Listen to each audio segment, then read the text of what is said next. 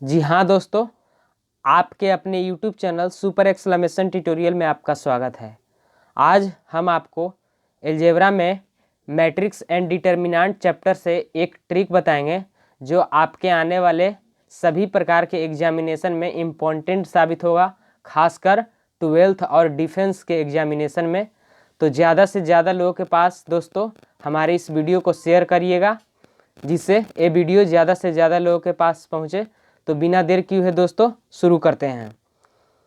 Trick में क्या है दोस्तों? ट्रिक का हेडिंग है determinant of lower triangular matrix. Lower triangular matrix है, उसके डिटर्मिनेंट निकालने का बिल्कुल शॉर्टकट ट्रिक आज हम आपको बताएंगे दोस्तों। सर्वप्रथम जानिए कि लोअर ट्रायंगुलर मैट्रिक्स होता क्या है। वैसा मैट्रिक्स जिसमें मुख्य विकर्ण प्रिंसिपल डायगोनल के ऊपर के सभी अवयव शून्य हो, यानी कि लोअर ट्रायंगुलर मैट्रिक्स में प्रिंसिपल डायगोनल के ऊपर के सभी अवयव शून्य हो तो उसे लोअर ट्रायंगुलर मैट्रिक्स कहते हैं। एग्जाम्पल देखिए दोस्तों, यानी कि इसका फॉर्म देखिए दोस्तों। इसका फॉर्म इस फॉर्म में रहेगा ABCDEF 0 0 0, यानी कि ABC 0 DE 0 0 F। आपका प्रिंसिपल डायगोनल इसमें कौन सा हुआ? ADF।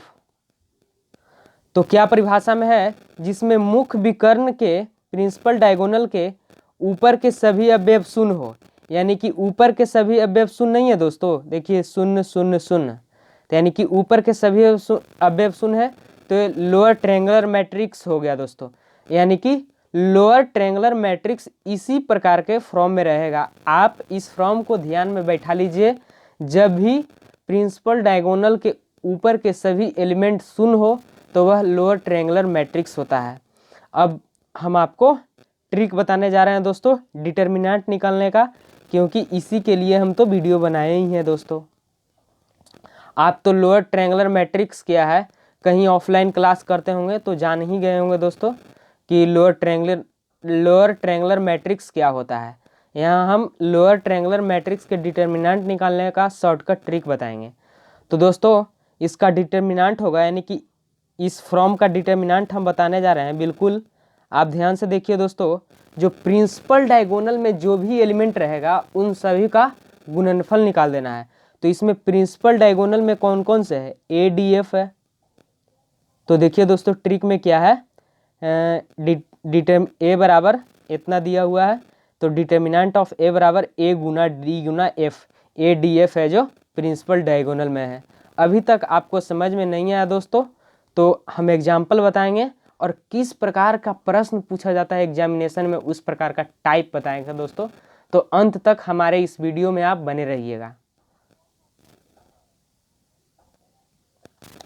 एक काम करिए दोस्तों, आप इसका स्क्रीनशॉट ले लीजिए, क्योंकि ये बहुत ही इम्पोर्टेंट है। ये है जो लोअर ट्रायंगुलर मैट्रिक्स का फॉर्म है, यानी कि इसी फॉर्म में रहता है, रूप है, और उसका डिटर्मिनेंट निकालने का ट्रिक है जो प्रिंसिपल डायगोनल में जो भी एलिमेंट रहेगा उसका गुणनफल निकाल देना है। डायरेक्ट आंसर, ज़्यादा डिटेल मेथड से सोल्व नहीं करना है। ADF यानी कि जो भी प्रिंसिपल डायगोनल में रहे उसका गुणनफल निकाल दीजिएगा तो आपका डिटर्मिनेंट निकल जाएगा। आप इसका स्क्रीनशॉट ले लीजिए बढ़िया से।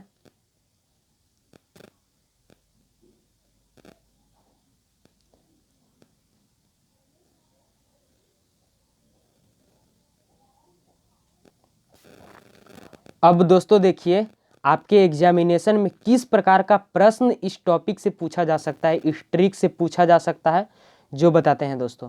तो देखिए यदि डिटर्मिनेंट 1 2 3 A 4 5 0 0 6 बराबर 24 हो तो A बराबर व्हाट, यानी कि A का वैल्यू कैलकुलेट करना है। तो आप लॉन्ग मेथड का इस्तेमाल बिल्कुल मत करिए दोस्तों। आप जानते ही होंगे कि ये लोअर ट्रायंगुलर मैट्रिक्स बनाने के लिए A की जगह शून्य करना पड़ेगा। ये आप ध्यान दीजिएगा। तो अगर आपको लोअर ट्रायंगुलर मैट्रिक्स का परिभाषा याद है तो आप ध्यान थोड़ा भी लगाइएगा, तो आपको पता लगेगा दोस्तों कि A की जगह अगर शून्य कर देंगे तो ये लोअर ट्रायंगुलर मैट्रिक्स हो जाएगा कि नहीं दोस्तों? देखिए तो अगर A की जगह शून्य करते हैं 1 2 3 4 5 6, यहाँ शून्य दिया हुआ है, यहाँ शून्य दिया हुआ है, ए की वैल्यू निकालना है।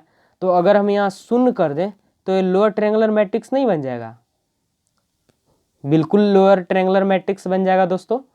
तो यानी कि आपका ऑप्शन ए में दिया हुआ है 0, ऑप्शन बी में दिया हुआ है 1, ऑप्शन सी में दिया हुआ है 2, ऑप्शन डी में दिया हुआ है 3। तो आपका ऑप्शन के अनुसार ए आंसर हो जाएगा 0। अब आपको एक इम्पॉर्टेंट बात यहाँ नोट करना है दोस्तों, यानी कि समझना है कि 24 किस प्रकार से आया। आपको ट्रिक में हमने क्या बताया था, यदि लोअर ट्रायंगुलर मैट्रिक्स रहे तो उसका प्रिंसिपल डायगोनल में जो भी एलिमेंट रहे उसका गुणनफल निकाल दीजिएगा तो उसका डिटर्मिनेंट हो जाएगा। यानी कि 1 4 6 का आप निकालिए गुणनफल, तो 1 4 6 का गुणनफल निकालिएगा 1 गुने 4 गुने 6 यानी कि 24। इससे भी आप समझ जाइएगा दोस्तों कि ये लोअर ट्रायंगुलर मैट्रिक्स है, तो यानी कि ए की जगह 0 हो जाएगा। और लोअर ट्रायंगुलर मैट्रिक्स का डिटर्मिनेंट होता है जो प्रिंसिपल डायगोनल में जो भी एलिमेंट होता है उसका गुणनफल सभी को आपस में गुना करना पड़ता है।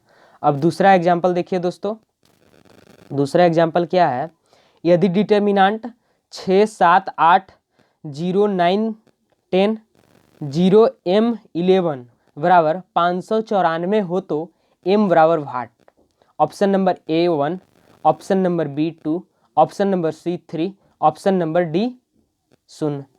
यहाँ आपको ध्यान देना है दोस्तों कि सर्वप्रथम ध्यान दीजिए दोस्तों कि इसमें जो प्रिंसिपल डायगोनल का एलिमेंट 6 9 11 है, आप इसको गुना करिए। सर्वप्रथम आप इसको गुना करिएगा तो 594 आएगा दोस्तों। तो आपको पता चल गया होगा दोस्तों कि ये लोअर ट्रायंगुलर मैट्रिक्स है, क्योंकि इसका प्रिंसिपल डायगोनल का गुणनफल करते हैं, यानी कि प्रिंसिपल डायगोनल का गुणनफल तो 594 आता है, यानी कि इसका डिटर्मिनेंट 594 है। तो समझ गए दोस्तों कि ये लोअर ट्रायंगुलर मैट्रिक्स है, यानी कि m का वैल्यू आपका लोअर ट्रायंगुलर मैट्रिक्स में प्रिंसिपल डायगोनल के ऊपर के जितने भी एलिमेंट होते हैं जो शून्य होते हैं, m भी ऊपर ही है दोस्तों, तो m का वैल्यू आपका 0 हो जाएगा। तो ऑप्शन के अनुसार डी आंसर हो जाएगा 0। अब एग्जाम्पल नंबर 3 देखिए दोस्तों, एग्जाम्पल नंबर 3, यदि डिटर्मिनेंट 135,079 P011 बराबर 77 हो तो P इक्वल टू वाट। यानी कि P का वैल्यू निकालना है। ऑप्शन नंबर ए में 1, ऑप्शन नंबर बी में 2, ऑप्शन नंबर सी में 0, ऑप्शन नंबर डी में 3। सर्वप्रथम देखिए दोस्तों कि आप देखिए प्रिंसिपल डायगोनल में कौन कौन सा एलिमेंट है। प्रिंसिपल डायगोनल में क्वेश्चन नंबर 3 में है 1 7 1 7 और 11। आप इसका गुना करिए दोस्तों तो आपका 77 आ जाएगा, 77।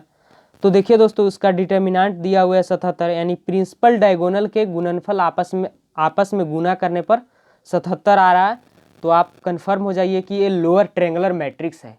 और लोअर ट्रायंगुलर मैट्रिक्स है तो लोअर ट्रायंगुलर मैट्रिक्स के प्रिंसिपल डायगोनल के जितने भी एलिमेंट यानी कि 1 7 11 के ऊपर जितने भी एलिमेंट होंगे वो शून्य होंगे। तो 2 गो तो शून्य है, 3 एलिमेंट है, और सी वाला यानी कि पी की जगह खाली है तो पी की जगह आपका शून्य हो जाएगा।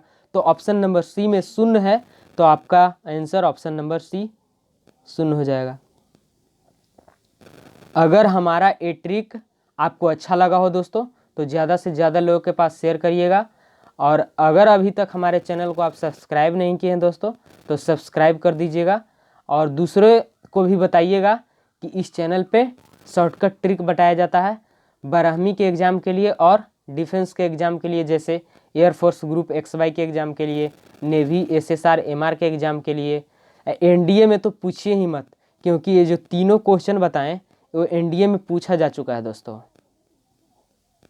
प्रीवियस ईयर क्वेश्चन है। तो NDA के लिए तो बिल्कुल ही इम्पोर्टेंट है दोस्तों। जय हिंद, जय भारत दोस्तों।